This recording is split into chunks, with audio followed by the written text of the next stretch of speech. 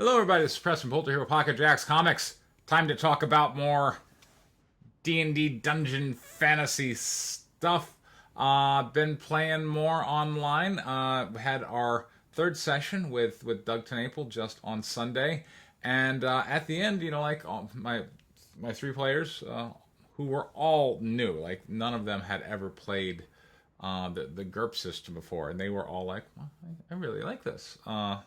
So I'm glad.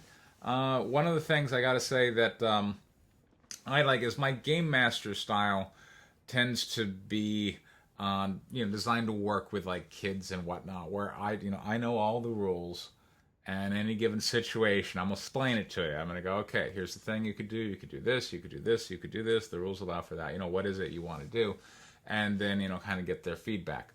And strangely enough, I actually had some problems with that style in the Pathfinder system, running the storyline modules out of the book, because there was such a high power curve. You were going, you started book one at level one, and most of the time you would end book six. There would always be like a 6-book set adventure path at level, 17 or something like that. And there's a pretty steep power curve. And for new players, they just weren't really keeping up with their class and their class abilities and whatnot. They were always just kind of getting the minimum. Oh, I get a feat. Let me go just pick some feat. They weren't optimizing the builds. And therefore, and I had this happen like a couple times. When they hit like level 6 or level 7, there would start to be these total party kill events, because the book challenges were, I guess, calibrated towards tougher PCs, and maybe it's my job to tone that down or whatever. But I feel like it's kind of easier on this modular system with GURPS, where okay, they're kind of slowly understanding the abilities on their sheet and the skills on their sheet.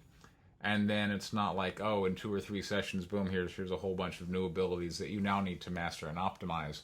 Because let's face it, the most recent abilities you get, the most recent spell level you get, is always the one that's going to be the most powerful. That's the way that the power progression works, and that's kind of hardest, I want to say, on new players. Like, I think it's best to kind of slow the pace of the advancement down, and it's handy if you just playing a system that doesn't use a level progression at all. Instead, everything is just kind of a modular piecemeal from which you can select. So that's going well. Story wise, they've now it's kind of it. I'm going to take you through it when I break down that specific episode. But if we look at the original Ravenloft module, I6, which I've been talking with some people online and comparing it to to Curse of Strahd, the 5th edition supplement, and I'm playing in a Rise of Tiamat game, and Curse of Strahd sounds kind of similar in that it's a big campaign, designed to be like 30 play sessions or whatnot, and kind of an adventure path all in one. Super cool. And so they took the Battle for Strahd and basically made it, this Strahd is like Tiamat, I guess. He's the subject of a big campaign to beat him. Super cool. I mean, hey, I would like to play that. But none of the things that came after that original module of Ravenloft really captured quite the spirit and the flavor of that first one. They all ended up going, okay, we're going to do that, and then kind of tacking on this big, broader storyline. So I'm looking forward to just running the original module with this different rule set, and I think it's going to be pretty groovy. So I think we're going to have a lot of fun. One of the areas I got to say where all fantasy systems stumble, I think, is going to be gear. And, I like espionage, although no one ever wants to play with it. For some reason, people don't like the Cold War. They want to rescue the Elven Maiden and slay the dragon over and over again. They don't want to battle the commies with James Bond for whatever reason. I don't know why. James Bond is getting way more chicks than Gandalf, but okay, whatever. We all got to be fantasy wizards. Fine. Okay. I don't understand the appeal of that Lord of the Rings D&D setting that people just can't leave alone after 40 years, but it's there. We have to acknowledge it, and we just have to carry on. But in espionage games, gear tends to be controlled. From that kind of just going back to the genre of James Bond, start of every movie, he'd go visit Q, and Q would be like, "Oh, let's see what we got here. Here's your handy gadget." And of course, this kind of sets up the game master because he knows what challenges lie ahead, and so he can be okay. Well, here's your special gadget, and of course, at the end of the adventure, you have to give the special gadget back to, the home agency because, well, it's not really yours. So you have this cool handy gear system. D&D and basically all dungeon fantasy things, role-playing games, can be thought of as killing monsters and taking their stuff. That's what it's all about. And the stuff is usually pretty powerful. And again, going back to talking about new players kind of not quite able to keep up on like the power curve, magic items add a whole other level of complexity. And what's more, is if you've got kind of the magic superstore where you go out for a module and you come back with you killed a platoon of orcs, and this would absolutely happen in like the later editions of the later books. If you're playing book 1 in a Pathfinder adventure path, well, there's not going to be a ton of magic here. But by the time you're at like book 4, you're like, okay, so that squad of demon cultists came at us, and we now have 24 plus 2 longswords. It's just like it becomes like, how am I gonna cart all these damn magic swords back to town? And then I got to go into my local magic shop. You got to back up the 18-wheeler, open up the back doors, and be like, all right, we got 18 plus 2 magic swords. Came across this portable hull, so that's pretty cool. Definitely help with all the storage. And then we got some pipes of whatever, and translate all of this magic stuff to whatever the currency of the realm is, so gold pieces, and then use the gold pieces to then buy the thing you want. So like the paladin wants the +5 holy avenger, so it's okay, how many of these 24 plus 2 swords do I have to get to give to the magic guy to then go, okay, now I've got my +5 holy avenger. And of course, if you're a new player, well, you don't understand that the magic items you've gotten are purely suboptimal. You're like, oh, cool, I recovered 24 plus 2 swords, I'll take one of them, and sell the rest, and now I have... What do you do with 250,000 gold pieces? It's unfortunately one of these questions that isn't quite dealt with particularly well, and it's not particularly well dealt with in terms of GURPS. But and hanging out with people and talking, I think I've come up with an approach to magic items that I like. And then I gotta say, look, the magic item problem is not it's not recent. It's been long going. I remember people talking about the old glory days of first edition AD&D, and they had a character that did whatever. And by the time after they played a character for 4 or 5 years, they would have like a notebook sheet of magic items for that character and what that character could do with all the gear. And of course, if you separate all the gear, well, their power level is dramatically lower. So the most of the power from the player characters in all of these dungeon fantasy systems, after you've been in it for about 20 to 25 sessions or more, most of the power from the player character is coming from the gear they're packing and not the character abilities. Often the magic gear will kind of overshadow the abilities, and 5th edition addressed that, and kind of scaled people back to like 3 magic items per player, and that we got to applaud. So way to go, 5th. I think that's a good approach.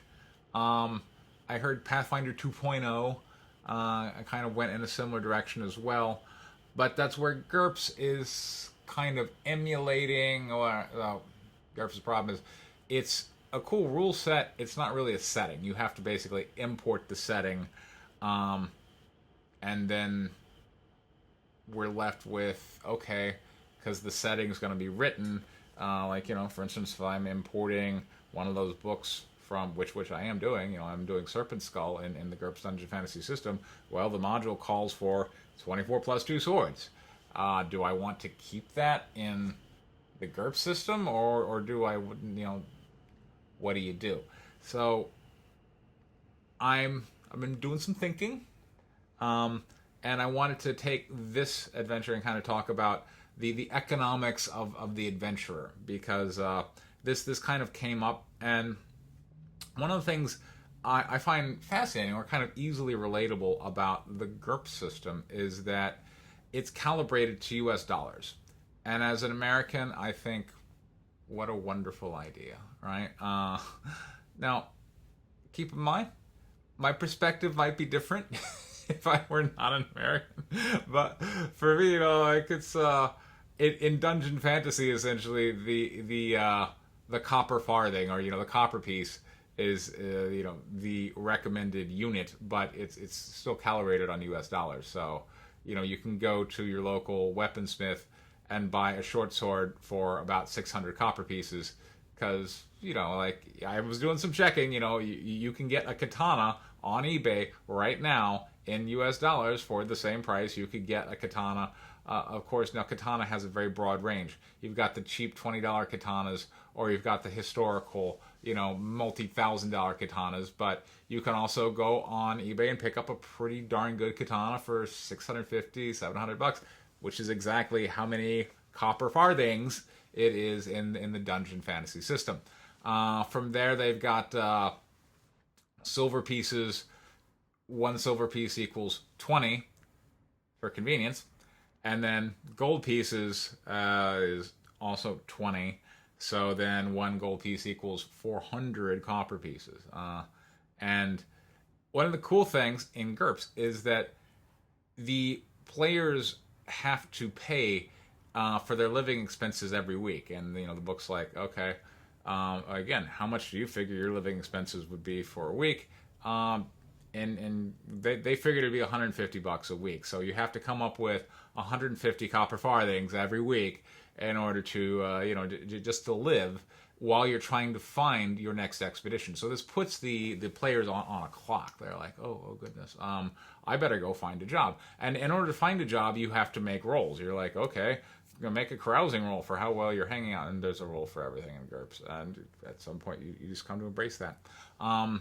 The carousing to see if you can get drunk enough in order to find yourself a quest in the old tavern, or make a propaganda. Yes, there's a propaganda skill to put out leaflets of how great an adventuring group you are, and then maybe someone will hire you based on that. But you have to go out and find your quest. And if you have to fall back to propaganda, for instance, then the game master is instructed to make the next quest harder, since you were probably overselling your own abilities. It's in the book, all right? That's what they tell you to do. But that kind of system nicely tied in, kind of real world economics to things that the players could understand, and that was kind of cool. So let me show you how that actually resolved here for our players. Okay, and what's the reward? What's the pay and what's the reward for doing the job? Okay, getting there and back, that'll be... So that they've gone and been offered a job guarding a trade caravan. So again, I said it in Ravenloft, and so they start off in the little pocket dimension of Dimentlio, which is French Renaissance just before the Revolution. So you got the aesthetic of the big powdered wigs with the big boobs, which everybody, of course, perennial favorite, and of course, very decadent nobility, very trodden upon, lower class kind of thing. Marie Antoinette and all that, beautiful glory. So that's Dimentlio that they're starting in, and then they have to go through Falcovia again, just going with the Ravenloft map. They have to, because in the Ravenloft setting, like travel, going back to the original module, where once you got in the little village of Barovia, just outside Castle Ravenloft, you couldn't leave. It was like the Twilight Zone. You could not run away. And so in the second edition Ravenloft box set, well, every domain, the lord of that domain has the power to close the borders. Essentially, travel is very hard. Not to mention, if you can imagine, if each of these are little pocket domains that are each corresponding to various gothic horror things, well, if you have to go through Lamordia, which is the domain of the Frankenstein monster, well, that may not be a problem. The Frankenstein monster area is probably not very well kept. The roads aren't very good. And heaven forbid you have to go through Blutzper, because nobody lives there except for the Mind Dwellers who live, down in the Underdark. So on the surface, there's nothing but wilderness. But sometimes, the Mind Flayers will come out and eat your brain. So travel and trade are a bit of a problem, which in my mind meant it would be more lucrative because, whenever you're dealing in, well, there's essentially a higher reward for those willing to risk the dangers of travel. So I'm like, okay, I started off with a trade caravan, because going back to the the module that I'm porting in here of book one, The Longest Night, book one of the Witchfire trilogy, it opens up in midi-res on a trade caravan. So if I'm GURPSifying it, well, now the party's looking for a job and I'm offering them a trade caravan. So here we go. Well, first off, they're going to provide they will provide food and lodging, stopping at major inns along the way. And then once you get back, if there's no bad things, then you'll get 350 copper pieces each. That's just over 2 weeks living.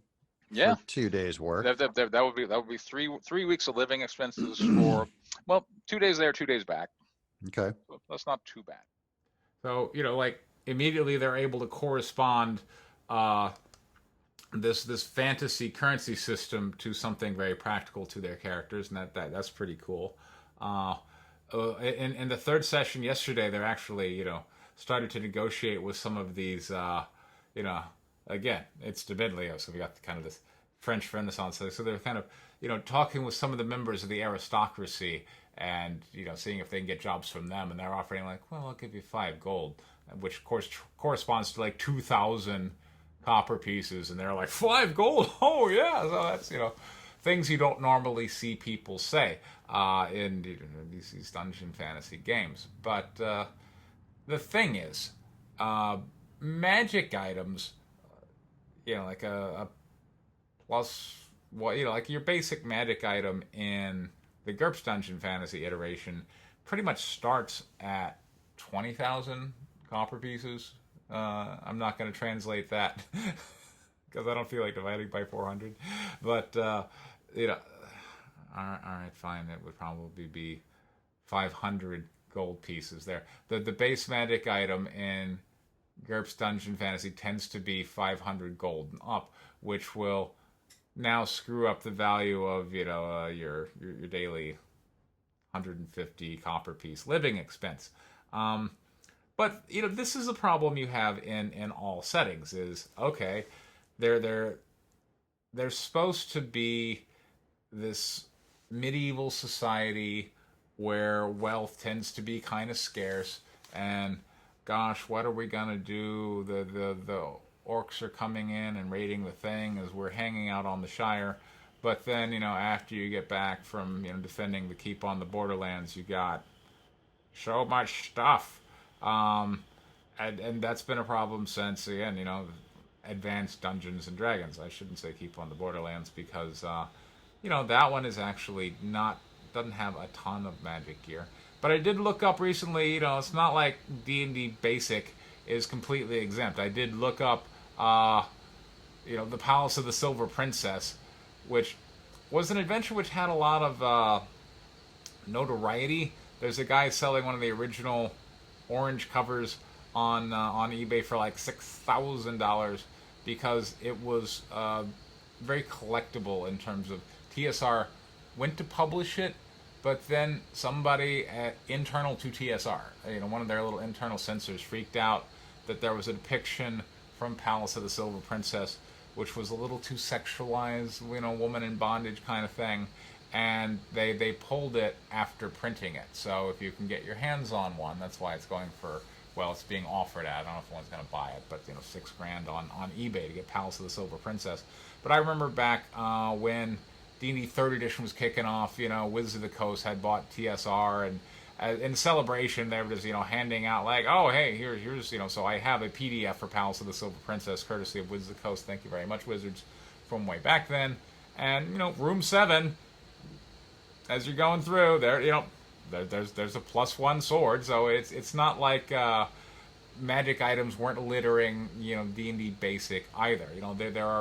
They're all over the place, and so that kind of leads players to want to go, okay, how many, if gold doesn't really mean anything, and let's face it, for the most part, gold doesn't really mean anything. The only thing that matters is the magic stuff, and gold is just kind of this, how you value different magic things. And I remember when I was running a Serpent Skull with Rick, which is set in the jungle.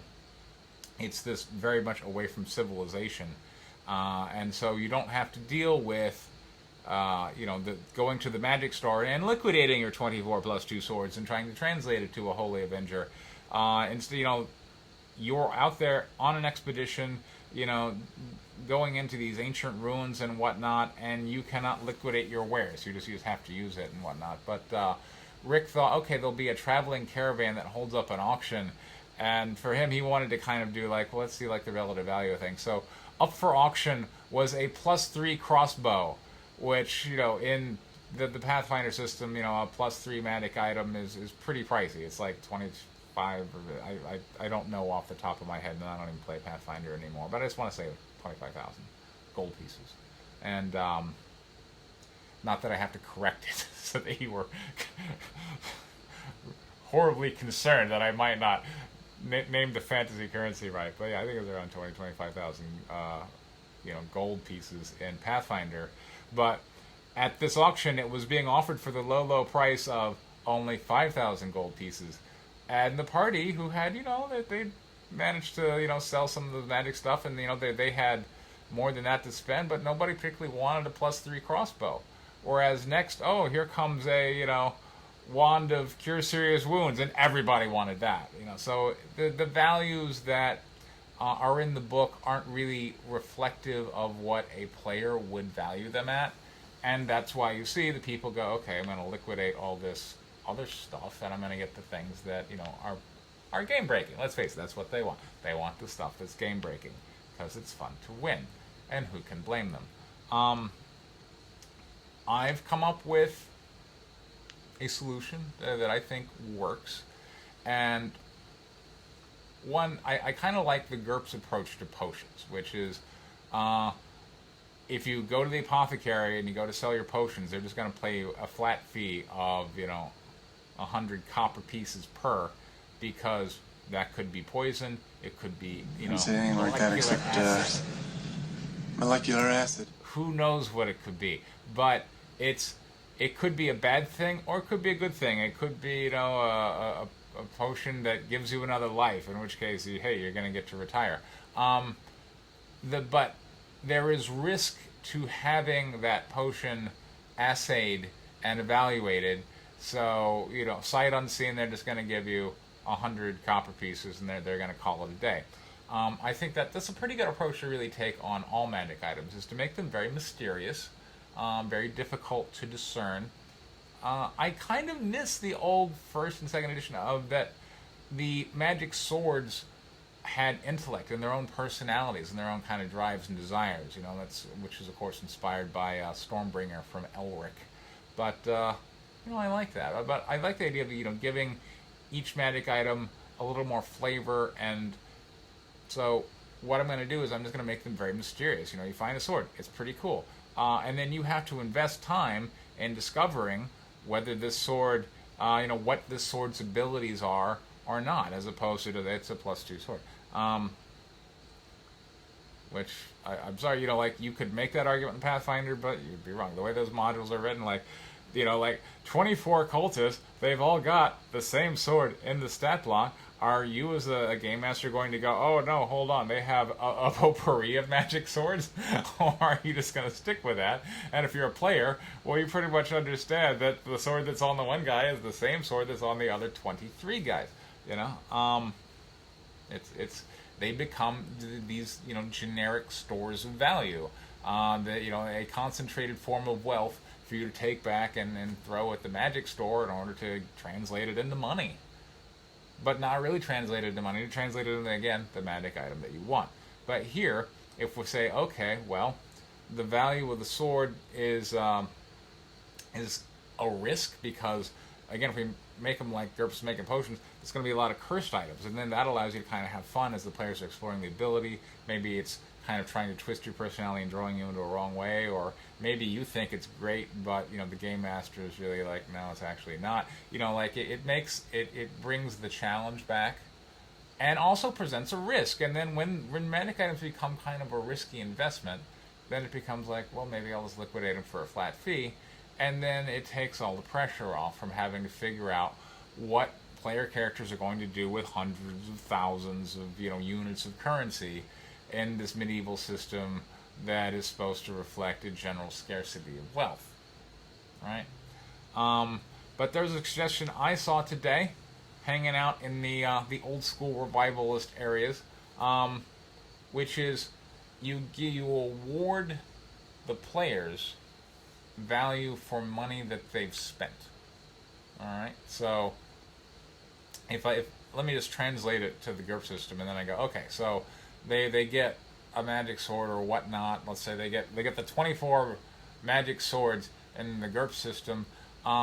Instead of saying, okay, the liquidation value of this at your local magic store, and again, you have to start using terms like that, and they're very game breaking, and they kind of pull people out of the setting, and they've got the knowledge of the latest broken download available from whatever system you're running, and they want that item, and so how many of these items do I have to get translated? That it's I think it really kind of breaks the spirit of the game. But if instead we go, okay, you know what, you donate these to the National Armory, and for that you get renown, you get so you basically translate them back into, in GURPS terms, character points.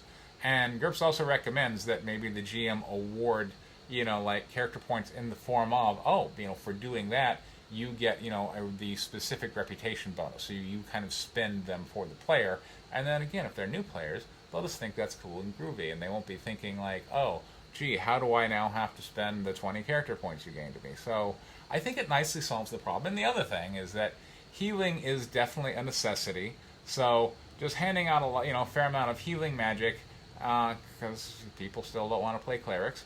So handing out a fair amount of healing magic makes magic items valuable if you're coming across healing potions and scrolls of regenerations, because as we've discovered playing Serpent Skull, you tend to lose limbs in the GURPS system. It's got this hit location thing, and if you've got a cleric standing right next to you ready to heal your hit point damage, well, that particular sword strike went to, rolled your right hand. Your right hand took, boom, from the big giant barbarian, so he lopped your hand off. Right? That's what the system says. That's not me saying it. That's the system saying it. The system, you look at the thing, you've lost your hand. Even if the cleric is there to completely heal you, you're still down a hand. Now, the clerics do have a regeneration spell. It's hard to get. You gotta have, you gotta be an extra good cleric, power investiture 4, if we're in the GURP system, to get regeneration. But in the system, that takes 30 days for that spell to take effect. We'll cast it, but it doesn't grow back for 30 days.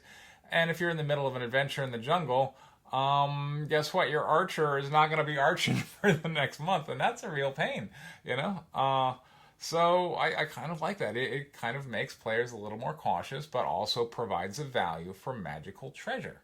So specifically, healing magical treasure. So I think I would say that I want to think of treasure given out in terms of 3 categories. There's the required healing stuff so that the players can stay in action. You need to give that out, and it will always be appreciated. Then there's the curious, mysterious, powerful seeming magic items that present the player with the option of, would you like this? Do you want to invest some time into trying this out, or is it better left kind of unknown? Who knows? And then there's the third thing, which is just magic items that the players probably aren't going to keep and just move, and for that, instead of translating it to money, because again, in a magical medieval society, you'd have to go, and where did the local magic shop get all this money? And that always becomes one of the crazy questions in terms of a fantasy system, which is, why are we going to the local dungeon to raid it? Why don't we just knock over the magic store? Because apparently they've got all the good stuff and just a ton of cash. It becomes like the Brinks job. Let's knock over the local magic store.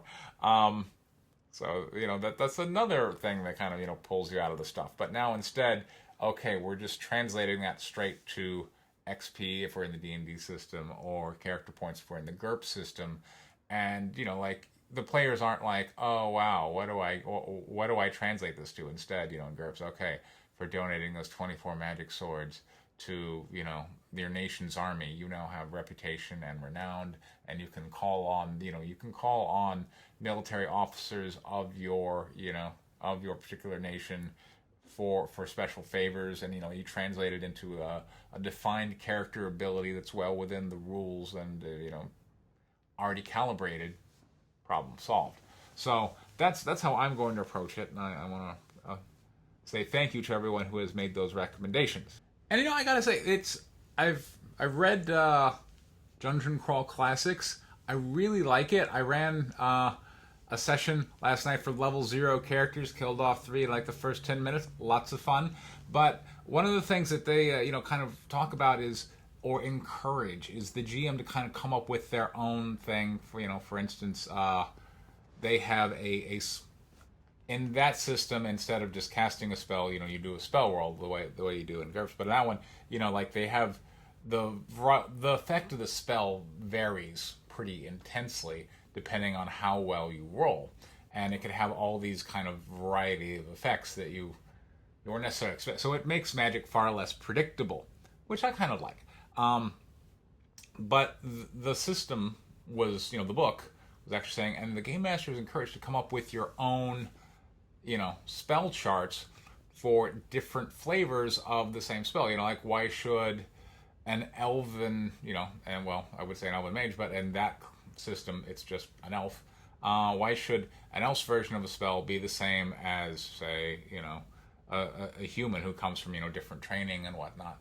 And it encourages you to maybe, give a flavor to, and I'm going to make the elf more like the druid for, this particular character, or, his philosophy or whatever god he's worshiping. And so you can kind of customize the spell charts and come up with your own.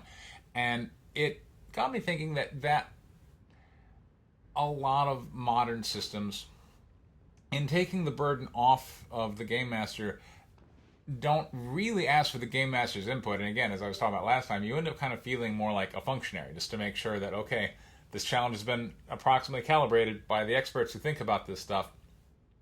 And unfortunately, the treasure system is one of the areas where it falls down. But here, as I'm talking about, if we now have, this becomes, you've given these 24 plus 2 swords to, your nation's armory, and that gives you these, it now prompts you, the game master, to come up with NPCs that are happy, to have a kind of a banquet, which prompts maybe more role-playing encounters.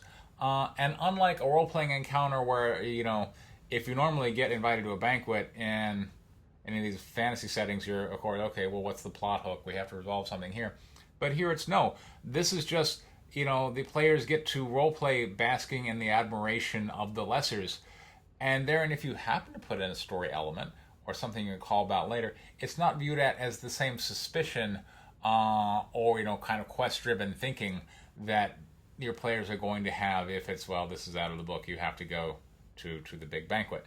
So handling treasure in this way, where you're going to reward them through experience or character points or whatever, for giving away the majority of their magic gear, prompts you to create NPCs and NPC events that add a lot of flavor and will tie people in. I really just think it's a very elegant and slick solution. So that's how I'm approaching it in my game. And I want to thank everybody who's kind of weighed in on that one. So thank you very much. This has been Press and Pull to Pocket Jacks Comics. Thank you very much for your time. Take care.